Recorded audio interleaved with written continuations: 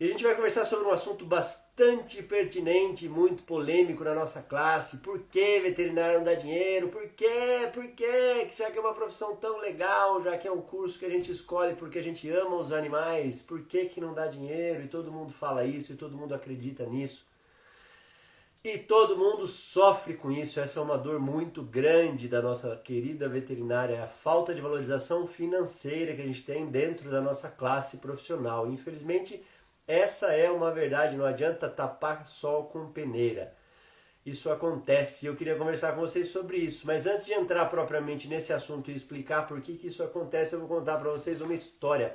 A minha história, talvez você já tenha ouvido uma parte dela, mas talvez você não tenha ouvido completamente e eu vou acrescentar alguns outros lances que você com certeza não sabia. Eu entrei na faculdade em 1990, lá em Uberlândia, na Universidade Federal de Uberlândia, que fica bem longe aqui da minha cidade, e eu estudei bastante para passar numa federal.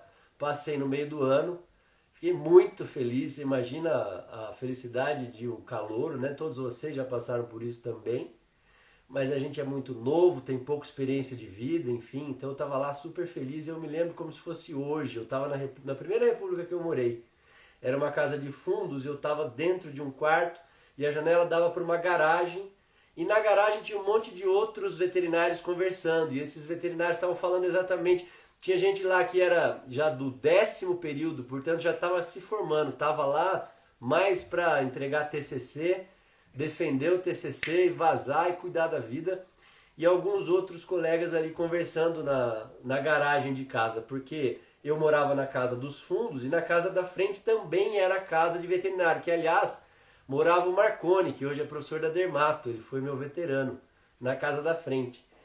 E aí tinha um cara lá que eu me lembro como se fosse hoje, estava no 10º período e daí eu sempre gostei muito de querer saber da vida das pessoas, de aprender, né, com a história de cada um, não para bisbilhotar, mas para aprender mesmo, para saber o que as pessoas acreditam, o que elas gostam. E eu perguntei pro cara todo entusiasmado: nossa, você já está se formando, que legal, o que você vai fazer? Ele virou para mim e falou: vou prestar concurso. Eu falei: como assim, para quê? Para qualquer coisa menos essa área da veterinária. Eu falei: ô louco, por quê? Você imagina o balde de água fria que eu já tomei logo de cara, assim, nas primeiras semanas, morando em Uberlândia, felizão que tinha passado na faculdade, numa federal. E o cara me responde isso: vou prestar concurso para qualquer coisa que não seja da veterinária. Eu falei: por quê? Porque é uma bosta essa profissão. Não dá dinheiro isso aqui. É perda de tempo, 5 anos jogado fora estudando aqui. Eu falei: nossa, cara. Eu fiquei olhando pro cara assim, não sabia o que eu respondia para ele, porque eu não sabia se ele tava brincando, se ele tava falando sério. E ele tava falando sério. E aí eu não sabia o que falar. Imagina, eu tinha 17 anos, não sabia o que dizer pro cara. Ah, então tá bom, mudei de assunto. Continuou outras conversas lá. E aí a gente passa 5 anos da faculdade sonhando, né? A gente gosta de bicho, a gente se empenha. E aí eu já comecei a estudar cardiologia, como alguns de vocês já sabem. Eu gostei de cardio no primeiro ano, já na anatomia, por causa do meu professor de anatomia, queridíssimo Frederico Zanan. E enfim, aí me dedicava já para cardio, ia para a biblioteca, estudava de forma autodidata, me formei em 95, não tinha curso de pós-graduação, comecei a trabalhar com cardio, estudando meio na marra, no peito, dando certo ali aos trancos e barrancos, já fazia eletro, pressão arterial, consulta clínica de cardio, as coisas começaram a dar certo.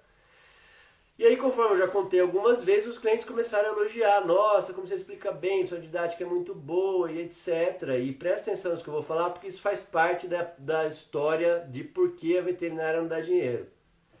Eu comecei a escutar esses elogios de vários clientes e a questão é que alguns clientes tinham um poder intelectual muito grande, eram pessoas que eu admirava, eram pessoas que eu tinha em alto conceito. Então quando você recebe um elogio desse de alguma pessoa que você tem em alta conta, claro que aquilo impacta muito mais. E eu novão lá, 24, 25, 20, 26 anos e sempre escutando isso, mas nunca me atinei que o que eu mais gostava dentro da consulta era a parte de explicar para o tutor, muito mais do que atender propriamente o animal. Eu comecei a escutar essas histórias: você explica bem, sua didática é boa, nossa, você devia dar aula, você dá aula, você é professor, você é isso e aquilo, até que eu tinha Eu levei 5 ou 6 anos, presta atenção nisso, 5 ou 6 anos depois de me formar para ter coragem de buscar pós-graduação estrito sensu, mestrado. 5 ou 6 anos para perceber que eu gostava mais de explicar do que propriamente de atender. É bastante tempo. Aí procurei mestrado primeiro numa universidade pública de veterinária, não fui bem recebido, muito pelo contrário, fui recebido meio que da porta para fora. Podia ter me desanimado com aquilo, não me desanimei, aquilo só serviu de empurrão. Quem acredita em Deus não acredita em coincidência.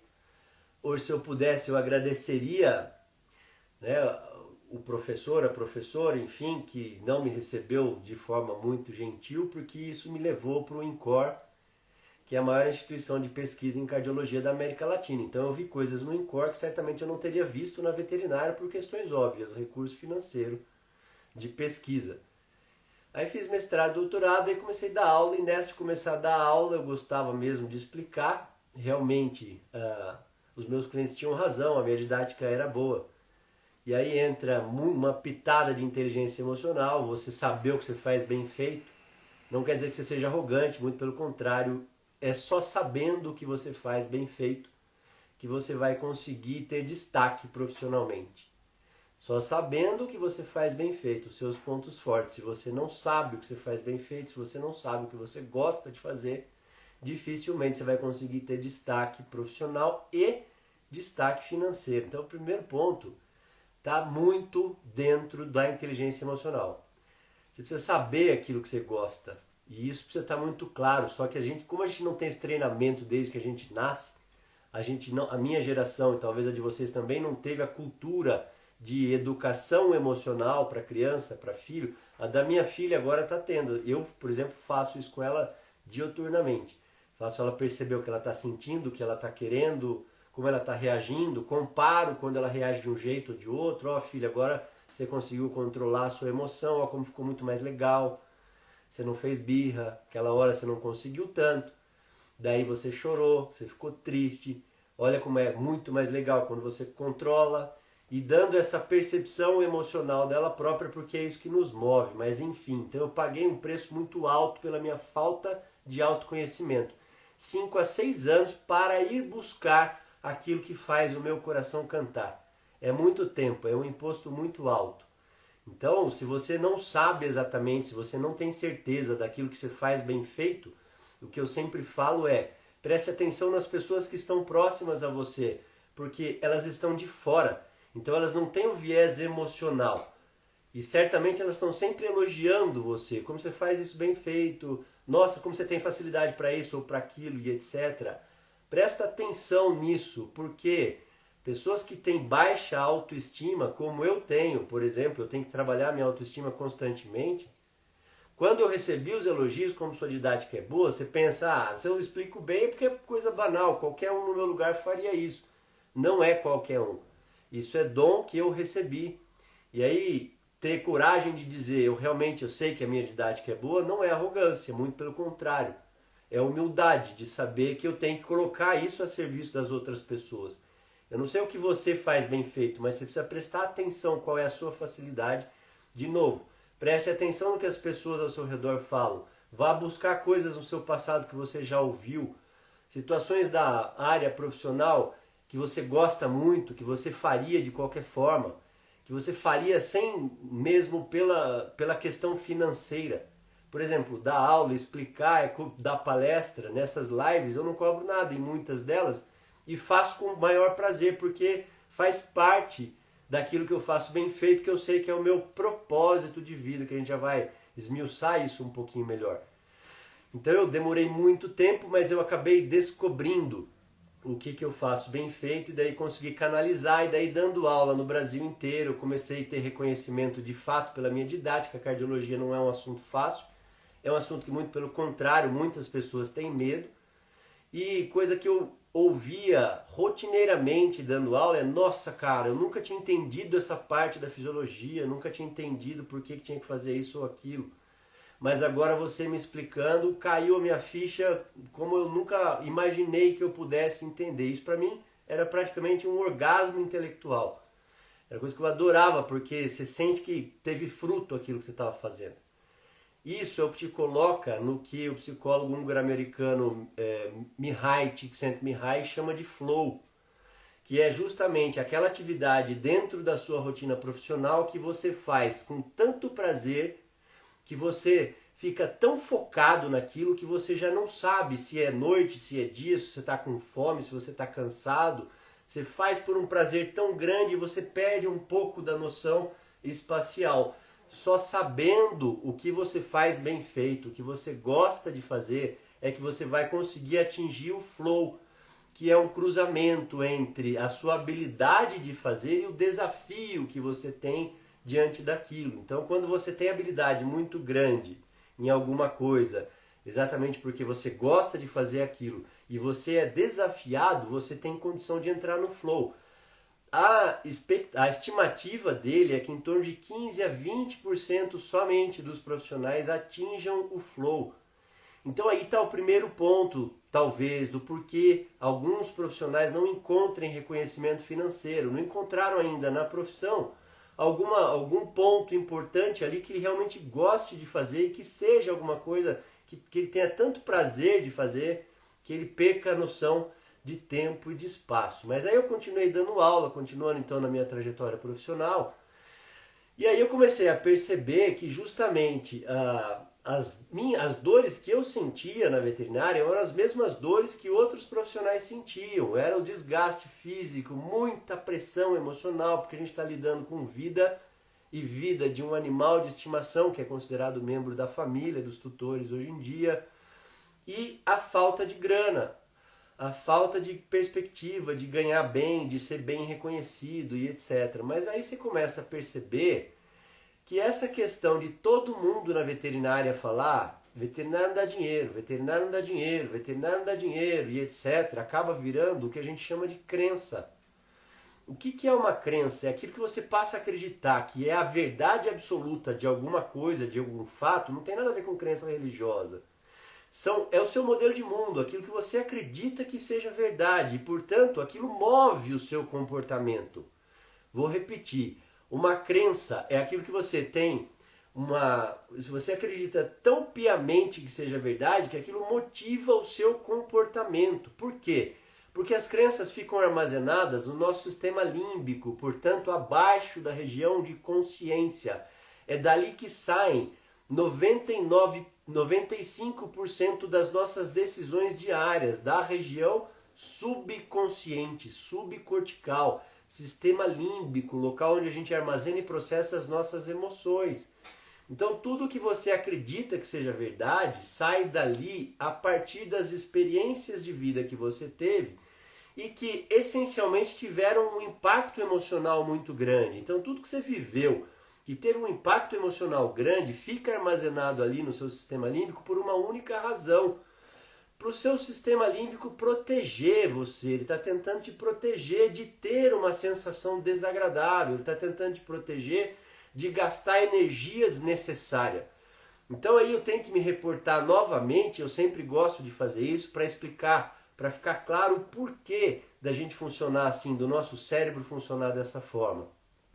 Na formação do sistema nervoso, do cérebro, na questão antropológica evolutiva do ser humano. A gente descende dos animais das cavernas. Então os animais inferiores ao ser humano, eles também têm a medula espinhal dentro do canal vertebral que entra na caixa craniana e encontra ali a primeira estrutura, justamente o tronco encefálico, medula, ponte e bulbo, que cuidam das nossas funções vitais, respiração, pressão arterial, frequência cardíaca, enfim, que nos mantém vivos. Acima do tronco encefálico já está o sistema límbico que processa, que armazena e processa as nossas emoções. Depois do sistema límbico é que foi sendo criado em camadas o neocórtex, que é o que nos dá a razão. Então é muito mais rápido o cérebro tomar decisões a partir do sistema límbico, que na linha evolutiva é mais antiga, do que no córtex. Sempre que a gente evoca decisões a partir do córtex, elas são mais lentas e gastam muito mais energia. Decisões que vêm do sistema límbico são mais rápidas, intuitivas, impulsivas, e elas acontecem a partir do que a gente acredita, das nossas crenças. Então ficar falando e acreditando, veterinária não dá dinheiro, veterinária não dá dinheiro, como a Maristela falou que vira um mantra, veterinária não dá dinheiro, você passa a agir acreditando nisso, e isso motiva as suas ações. Com todas as crenças é assim. Claro, eu estou trazendo para uma crença que nos interessa para esse nosso assunto. Mas com todas as crenças é assim. Por exemplo, o que você escutou a respeito de dinheiro dos seus pais ou na sua educação financeira? A nossa geração tendia, minha mãe, por exemplo, dizia: onde entra dinheiro, entra discórdia, entra briga. Dinheiro não cai do céu. Isso vira crença. Você passa, para ganhar dinheiro você tem que trabalhar muito. Não dá para ganhar dinheiro se não for trabalhando muito. Daí o sujeito fica lá trabalhando de sol a sol, deixa de ter lazer, deixa de tirar final de semana de descanso, plantão em cima de plantão, porque ele quer ganhar dinheiro e ele acredita que para ganhar dinheiro ele tem que trabalhar muito. Isso é crença, não quer dizer que seja verdade absoluta. É coisa que a gente vai trazendo de geração em geração muitas vezes, ou coisas que você viveu e impactou emocionalmente de forma tão negativa em você que o teu sistema límbico passa a te proteger. Dinheiro não dá em árvore. É isso que a gente escutava, eu também escutei muito isso. E daí quando você percebe, você tem que trazer isso à consciência para poder justamente mudar esse tipo de crença. Por quê?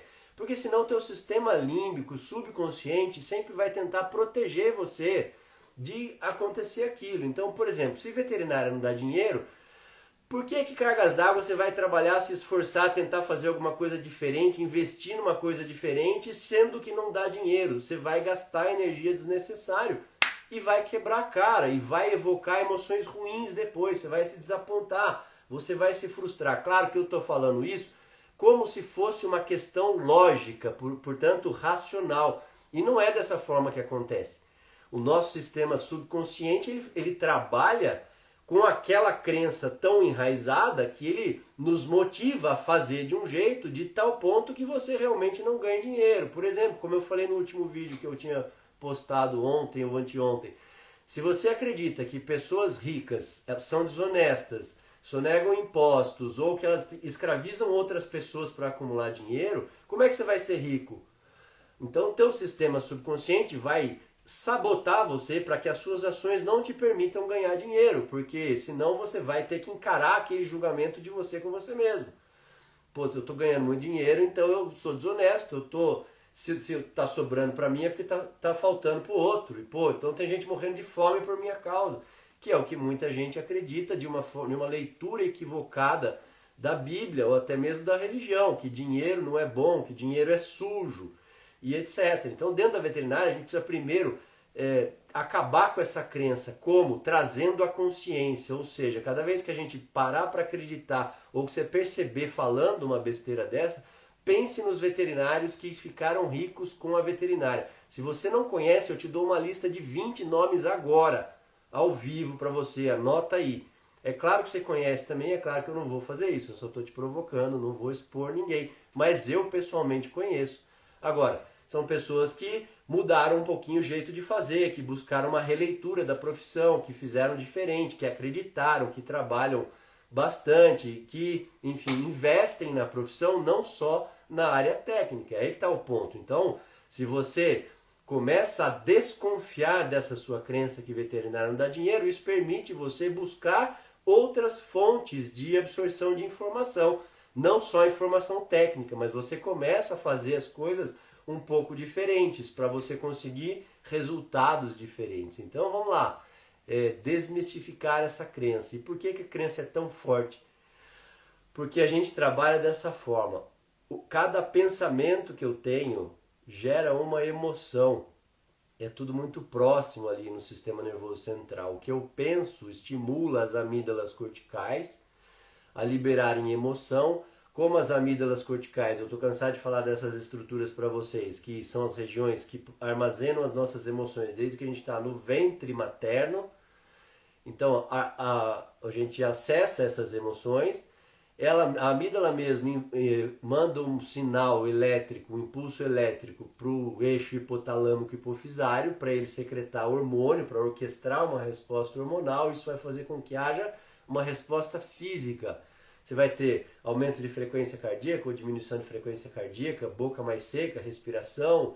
Você começa a mudar fisicamente para provocar você para uma resposta, para uma atitude. Essa atitude sendo feita sempre do mesmo jeito gera um comportamento, e cada comportamento seu gera um resultado. Então vamos lá, um pensamento leva a emoção leva a uma transformação fisiológica no meu corpo que me coloca em ação para responder àquela emoção, e aí eu tenho então um comportamento que vai gerar um resultado. Se eu penso que veterinária não dá dinheiro, isso libera hormônio, me coloca num estado triste, e daí eu deixo de fazer, deixo de estudar, deixo de me esforçar. Isso é fato, é científico. Se eu penso em alguma coisa que me dá raiva, isso leva a um aumento de hormônios que vão me gerar energia para poder responder àquela raiva. Se eu fico feliz, se eu fico triste, e é com tudo assim, todas as nossas decisões são assim. O ponto é, como tudo isso parte do sistema subconsciente, está no automático, você não percebe isso no seu dia a dia. Aí que está a grande sacada da inteligência emocional. Enfim, daí quando você tem esse resultado, ele pode ser um resultado positivo ou negativo. Se for um resultado negativo, ele vai retroalimentar o sistema emocional e vai evocar emoções negativas. Isso credibiliza ainda mais aquela crença que você tinha, que retroalimenta o seu padrão de comportamento que vai te botar sempre no mesmo resultado. E aí isso gera um círculo que é difícil você sair disso. Para sair disso, o primeiro passo é justamente você ter autoconsciência. É você trazer a luz da consciência, ou seja, evocar sinapses no neocórtex, mais especificamente no córtex pré-frontal esquerdo, porque é isso que vai te dar o controle emocional. E aí você começa a desafiar as suas crenças e estimular o seu autoconhecimento. Pessoas que têm bastante autoconhecimento, elas sabem exatamente aquilo que elas fazem de bom e aquilo que elas fazem de ruim. Qual é o ponto forte, o que te deixa feliz no seu dia a dia, o que você faz bem feito. E isso, existem exercícios para serem feitos. A gente aplica esse tipo de exercício que a pessoa fala, porra, eu não sabia que eu tinha isso de bom. Porque você começa a fazer perguntas do cotidiano. Por exemplo, você gosta de cozinhar? Gosto. Então, cozinhar tem a ver com ter paciência, porque você tem que ter um timing para cada coisa, um tempo de cada alimento e etc, etc. Onde mais você tem paciência? E aí a pessoa começa a trazer à luz da consciência outras ações que ela faz no cotidiano dela, que envolve paciência. Que eu, por exemplo, Caleso, não gosto de cozinhar, não quero aprender a cozinhar, prefiro comprar uma comida pronta, ter que passar o domingo cozinhando, porque eu não tenho paciência. Eu gosto de outras coisas, os meus pontos fortes são outros. Então você começa a ir pelas beiradas para a pessoa tirar de lá de dentro o que ela faz de bom, aquilo que ela tem de qualidade, de dom, que aliás eu brinco, mas de forma séria, que você vai ser cobrado por isso diante do Criador. Todo mundo tem pontos bons, tem talentos. A parábola do talento ela é muito forte quando Jesus estava contando para os discípulos. Tinha lá um dono de uma fazenda, ele tinha os empregados e ele chamou 3 empregados e falou, para você eu vou dar 6 talentos, você vai e vai trabalhar e multiplicar esses talentos porque eu vou viajar, quando eu voltar eu vou te cobrar. Para o outro ele deu 3 talentos, falou a mesma coisa, para o outro ele deu 1. Quando ele voltou, ele conversou, ele foi atrás dos funcionários e falou, você que recebeu 6, quantos talentos você tem? Senhor, eu trabalhei e tenho aqui 12 agora, porque eu dupliquei tudo isso, eu investi nesses talentos, nesses dons. Da mesma forma que tinha 3, falou, Senhor, eu multipliquei isso, tem mais 3 aqui, toma 6 de volta. E o outro que tinha 1, falou, eu fiquei com vergonha, achei que eu tinha pouca coisa, eu enterrei meu talento. Ele falou, servo mal, você vai ser mandado embora. Para bom entendedor, minha palavra basta. Talento é aquilo que você faz de bom, é aquilo que te diferencia diante da multidão, é aquilo que você tem tesão de fazer, que você tem por obrigação para colocar a serviço do outro, porque isso te dá o senso maior na hierarquia de necessidade, que é a necessidade de significância. Você só se sente importante diante do seu nicho quando você coloca os seus talentos a serviço dos outros. Para você fazer isso, você tem que primeiro saber o que você faz bem feito. Se você fica nessa de minha autoestima é baixa, mas eu não faço nada de bom, e eu não tenho nada de bem feito, eu não, cara, descobre, porque que você tem, você tem. Ninguém não tem talento, ninguém não tem ponto forte. Porque isso faz parte dos seus dons, daquilo que você recebeu de Deus, faz parte de que você conseguiu ir multiplicando. Então, se está difícil para você entender, escuta as pessoas ao seu redor, porque isso é um chaveco para você começar a entender. E quando alguém te elogiar e falar, nossa, como você faz isso bem feito, aceita a porra do elogio. Não fica, ai, não, mas imagina, ai, obrigado, cara. E não tem. E quando você recebe um elogio, agradeça, absorva, inspire. Obrigado, eu sou, isso mesmo. Por quê? Não devolva. Ai, você também, não tem nada de você também. Deixa a pessoa ser gentil com você. Absorva aquele elogio que ela está fazendo. A gente perde muito tempo querendo, ai não, imagina, não sou tão bom assim. Puxa, são seus olhos, ele está elogiando o que ele quer. Agradeça, seja grato porque você tem aquilo. É só isso, respire o elogio, exatamente, inspire o elogio. É só isso que vai fazer você se diferenciar ainda mais naquele talento que a pessoa está alertando você. Quem sabe ele é um anjo que Deus inspirou para falar que, ó, como você tem isso de bom, e aí você não aceita, você fala, não quero, você está fazendo igual o servo, o empregado ruim que falou, só recebi pouca coisa, enterrei, estava com vergonha. Por isso que esse evangelho, essa parábola inclusive, termina de uma forma bastante provocativa. A quem recebeu mais ele vai ter. Quem recebeu pouco, menos ele vai ter. Por quê? Porque quem recebeu pouco fica nesse mimimi de ai, não, imagina, não sou eu, são seus olhos, e você para com isso. Aceite o elogio. Então, pessoas com autoconhecimento sabem o que elas têm de bom, sabem que é nisso que elas têm que focar para buscar qualificação profissional, para buscar destaque profissional, para buscar destaque financeiro, inclusive. É nisso que você tem que focar. Tem uma pesquisa do Instituto Gallup, eu sempre cito essa pesquisa também, mais de 2 milhões de pessoas, profissionais bem-sucedidos nas suas respectivas áreas, desde camareira de hotel até CEO de multinacional. Então essas pessoas foram entrevistadas justamente porque elas tinham destaque profissional. O que elas tinham de ponto em comum? Elas sabiam os pontos fortes e era nisso que elas investiam, nisso que elas foram trabalhar. E por isso elas multiplicaram o talento. Não adianta, se você não sabe, você vai multiplicar no ponto fraco, você tem dificuldade naquilo. Vai ser um sofrimento para você. Sua vida vira um inferno, porque quando você lida com coisa por muito tempo que você tem dificuldade, que não é seu talento, você evoca mais os seus defeitos do que a sua qualidade. É mais fácil você ficar sem paciência, intolerante, xingar os outros, brigar com os outros, ser grosseiro, ficar desmotivado, ficar com preguiça e etc. Agora, quando você foca naquilo que você é bom, é mais fácil você estar motivado. Isso é estudo científico também. Sean Achor, o jeito Harvard de ser feliz. Quando você sabe o seu ponto forte, quando você sabe os seus valores e você foca nisso, e você faz ações diárias para valorizar ainda mais aquilo que você tem de bom, mais emoções positivas você evoca, mais produtivo você fica, mais motivado você fica, mais frutos você dá, mais grana você ganha. Porra, não tem problema cobrar por aquilo que você faz bem feito. Ainda assim as pessoas ficam gratas, é muito legal isso, não tem problema. Por exemplo, tá cheio de Evoveters aqui, as pessoas que fizeram o Evovet, elas pagaram para fazer o Evovet. E elas são muito gratas a mim, elas demonstram gratidão pelo curso, por mim e etc., pela minha entrega, e elas me pagaram financeiramente para isso. Então não tem problema pagar, receber financeiramente por aquilo que você faz bem feito. Não é pecado, Deus não fica triste, você não precisa ficar constrangido de botar valor naquilo que você faz, de cobrar por aquilo que você fez. Não fique envergonhado com isso. De novo, isso é questão de autoestima. A gente precisa aprender a cobrar por valor financeiro naquilo que a gente faz. Está tudo bem com isso. A gente vive, no nosso mercado é um mercado capitalista. A Kênia está dizendo, tu é demais, prof. Hoje foi um dia mega difícil. Obrigado, Kênia, muito obrigado. E aí, as pessoas que têm bom autoconhecimento, elas conseguem saber o que elas fazem bem feito e focar nisso.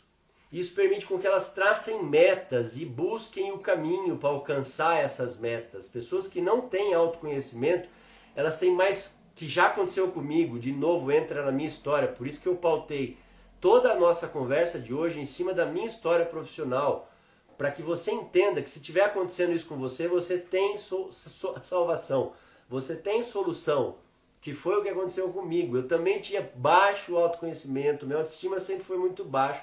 Até hoje eu preciso trabalhar minha autoestima e ficar pensando no que eu faço bem feito e etc. E aí, as pessoas que não têm autoconhecimento têm mais facilidade de desviar o caminho. Quem tem autoconhecimento segue o caminho que você trilhou em busca da sua meta e não desvia nas tentações. Sabe quais são as tentações? Por exemplo, você está lá, você está fazendo pós-graduação e você não está conseguindo terminar o seu TCC porque você está procrastinando, está enrolando e etc. Daí aparece uma oportunidade de trabalho onde a grana é boa para você trabalhar. Você sabe que se você aceitar essa proposta, vai demorar mais ainda para você terminar o teu TCC, que é a sua meta agora. Pessoas com bom autoconhecimento, elas falam, não vou agora, porque o meu foco agora é terminar o meu TCC. E faz isso de forma tranquila. Quem tem baixo autoconhecimento, como era meu caso lá atrás, eu cansei de dizer sim para um monte de atalho aqui por medo de não conseguir alcançar onde eu queria. E isso só atrasou ainda mais a busca pelo meu sonho. A busca por entender o meu papel no mundo. Então o autoconhecimento é a base fundamental de tudo. Tá tendo um monte de meme, inclusive, nas redes sociais sobre autoconhecimento. As 4 fases, tá todo mundo me mandando isso, é divertidíssimo e é verdade. Fase 1, você está lá super feliz. Fase 2, você começa a ficar um pouco preocupado. Fase 3 do autoconhecimento, você já começa a ficar meio chateado. Na fase 4, você quer se matar porque você está descobrindo um monte de porcaria a seu respeito. É desse jeito. É desse jeito, mas é isso que é autoconhecimento. Autoconhecimento é você saber aquilo que você tem de bom. Foca nisso para a sua prosperidade, para o seu trabalho, para você ganhar dinheiro, para você ser feliz. Mas você também tem que olhar para aquilo que você precisa trabalhar. Para o podrinho, para o Caleison que acabou de sair da academia, suado, fedido, com cara de acabado, de chateado, e olhar também para os seus defeitos e falar, realmente esses defeitos são meus. Quando você tem coragem de admitir os seus defeitos, fica tudo muito mais leve. Isso não é história religiosa, deixa eu te contar, é óbvio que eu falo sempre muito de Deus, porque isso faz parte do meu propósito, mas não tem nada, aliás, tem a ver, mas não só a ver com religião, com espiritualidade, melhor dizendo, tem a ver também com desenvolvimento pessoal. Diversos livros que não tem nada a ver com espiritualidade falam exatamente isso. Felicidade é você conseguir conviver pacificamente com você, apesar dos seus defeitos. Felicidade é ser feliz consigo mesmo. É assim que você consegue evocar emoções positivas. Você olha e diz, isso eu faço bem feito. Você olha e diz, nesse aspecto eu tenho que melhorar. Meu temperamento não é muito legal, eu sou explosivo, eu sou impaciente, eu sou intolerante. Então se eu não cuidar, isso aqui acaba virando um problema para mim. Aí quando você admite isso, fica muito mais fácil de você traçar planos de ação para não ficar impaciente. Então vamos lá, o que te deixa impaciente? Eu, no meu caso, o que me deixa intolerante? Cansaço. Quando eu estou cansado, cara, é difícil até eu me suportar. Fazendo um monte de confissões hoje para vocês.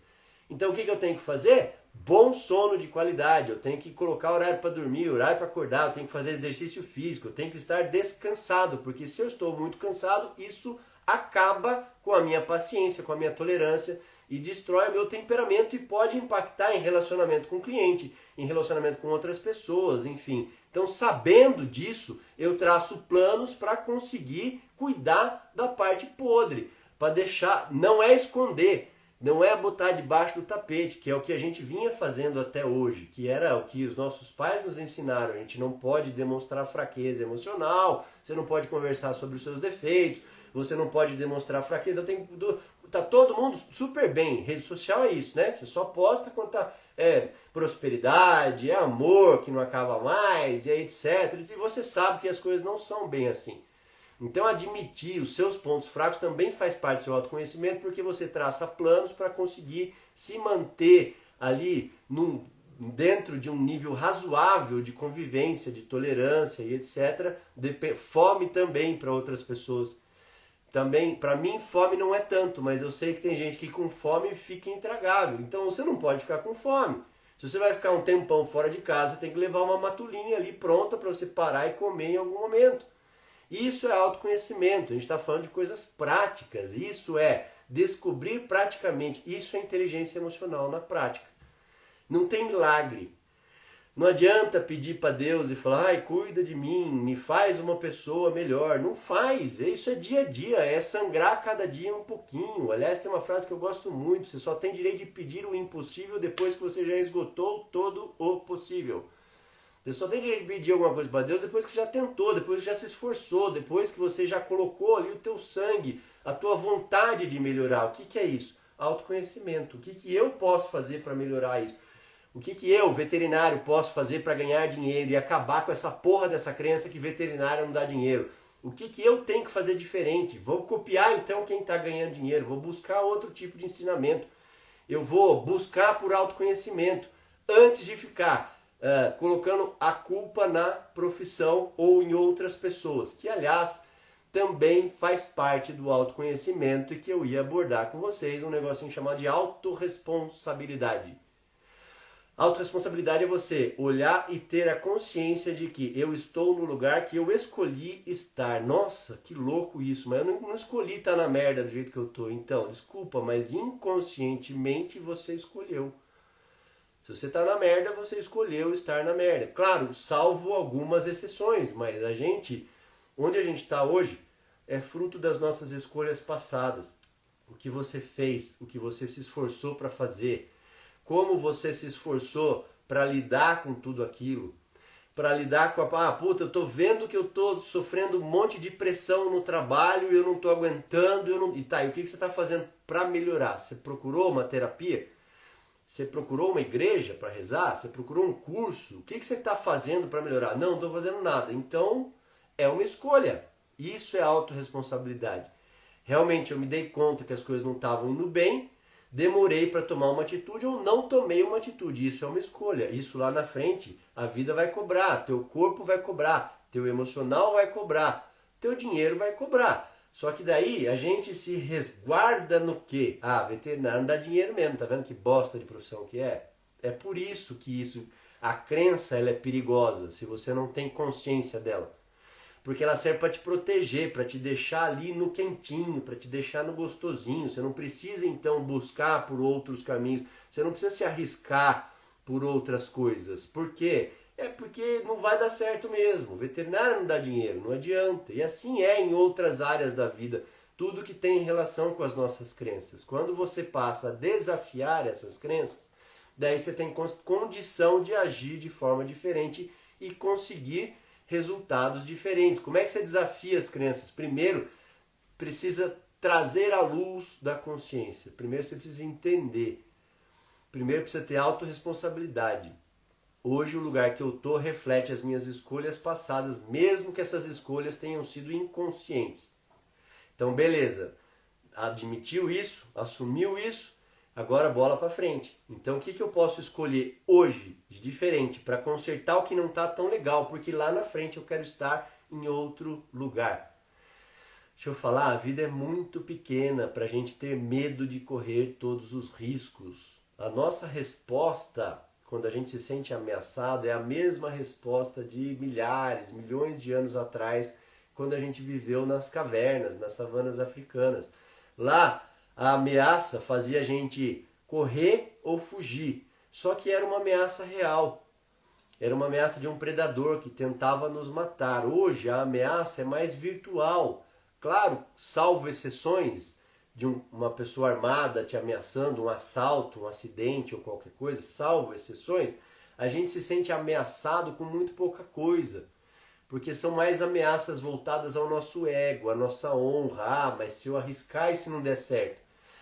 Mas se eu fizer e não der certo, o que vão falar de mim? Mas poxa, e meu nome vai para onde? Então são ameaças virtuais, quer dizer, você passa a deixar de arriscar pela vergonha do que vão falar, pela vergonha que você vai passar. Percebe que é a mesma estratégia de milhares de anos atrás. É o teu sistema límbico querendo te proteger de sentir aquelas emoções desagradáveis, vergonha, humilhação e etc. Quando você passa a ter essa consciência, então você busca por ações diferentes. Então eu vou me arriscar um pouquinho. Porque o grande lance disso tudo não é sair da zona de conforto, é ampliar a zona de conforto. Imagina que a zona de conforto é alguma coisa assim, é um perímetro, um raio ao seu redor de 1 metro para todos os lados, que é ali que você se sente confortável no seu trabalho, no seu relacionamento, nas coisas que você faz, nas suas atividades pessoais. Não é sair da zona de conforto. Quando você dá um passo 1 metro além da sua zona de conforto, você vai se sentir desconfortável, daí você volta, daí você vai de novo, volta, vai de novo, de repente a sua zona de conforto, o perímetro já está maior, já são 2 metros ao redor de você. Tudo ali você vai começando a se sentir confortável. É exatamente isso que aconteceu comigo quando eu comecei a dar aula, quando eu comecei a dar palestra. Curiosamente, embora a minha didática seja muito boa, eu sempre fui muito tímido, acredite você ou não. Eu sei que muitas pessoas riem de mim quando eu falo que eu sou tímido. Eu sou tímido e eu era muito mais. Então, para eu pegar um microfone, ficar e me arriscar a falar para uma plateia, para uma multidão, sem saber se eu ia ser aplaudido ou não, etc., foi muito sacrifício. Foi muito sacrifício. Foi muita oração, foi muita meditação, foi muito esforço, foi muito trabalhar minhas crenças para conseguir fazer isso. Só que à medida que você vai fazendo, aquele ambiente ali vai se tornando a sua casa, vai se tornando a sua zona de conforto, justamente porque você ampliou a sua zona de conforto. Então vai ficando mais fácil. E aí você começa a entender de fato o seu papel no mundo. Porque além disso tudo, autoconhecimento, autorresponsabilidade, entender as suas crenças, lidar com as suas crenças, para você conseguir acabar com isso, que veterinário não dá dinheiro, e definitivamente conseguir ganhar dinheiro com a veterinária, você precisa descobrir o seu propósito de vida.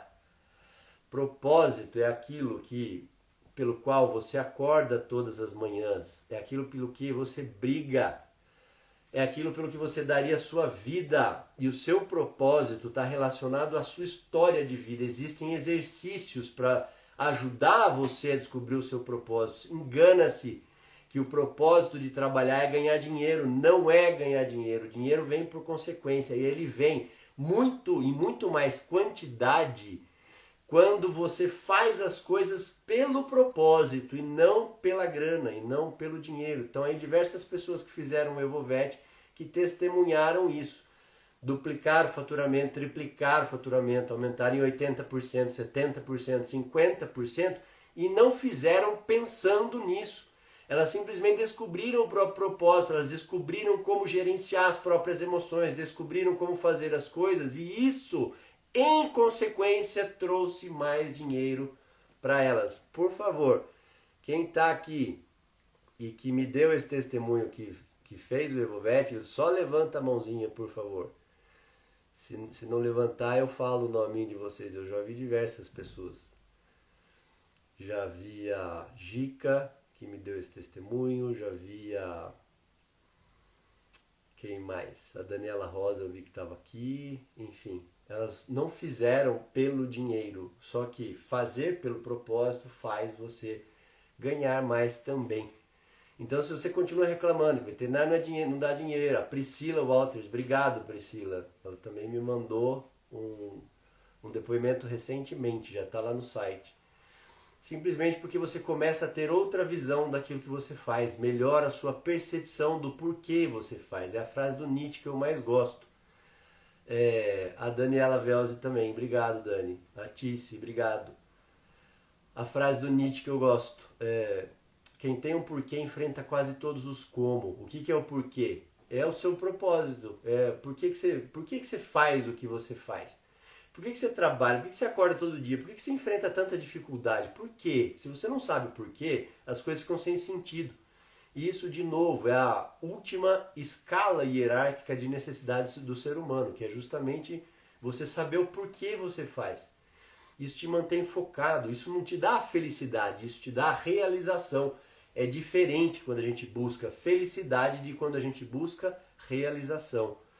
A felicidade é aquele momento efêmero ali, que você consegue ter satisfeitas as suas necessidades momentâneas. A realização é uma história de vida, é você olhar para trás e falar, cara, eu consegui, a minha história foi foda, eu impactei pessoas assim, assado, daquele jeito ou daquele outro jeito. Então, aqui ficam esses ensinamentos para vocês. A gente precisa de autorresponsabilidade, precisa de autoconhecimento, precisa descobrir o nosso propósito, precisa entender as nossas crenças para saber como a gente pode lidar com elas, para desafiar as nossas crenças, para poder ampliar a nossa zona de conforto e não sair dela, mas ampliar, para você continuar se sentindo confortável fazendo outras atividades. Então tem estratégias, tem técnicas para isso. Vale muito a pena quando você encontra. Então eu usei de novo, para finalizar, que já está quase na hora, eu usei toda a minha história de vida profissional para você entender que não são todas as pessoas que nascem sabendo qual é o propósito, qual é a missão, qual é a vocação, o que elas têm que fazer na vida e etc.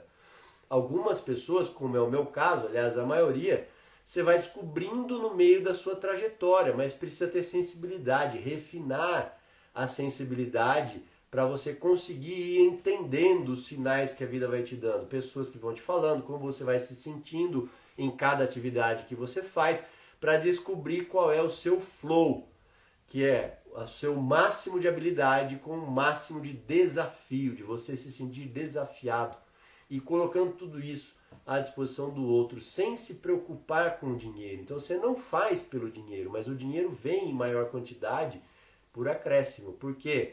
Porque simplesmente você está entregando mais para o outro, você está entregando coração naquilo que você faz, você está entregando amor naquilo que você faz. E as pessoas percebem, porque o nosso sistema límbico é um sistema aberto, onde a gente capta, a gente tem um radar emocional para entender a emoção do outro e para o outro entender a nossa emoção. A gente está a todo momento com esse radar ligado. De novo, isso é científico também.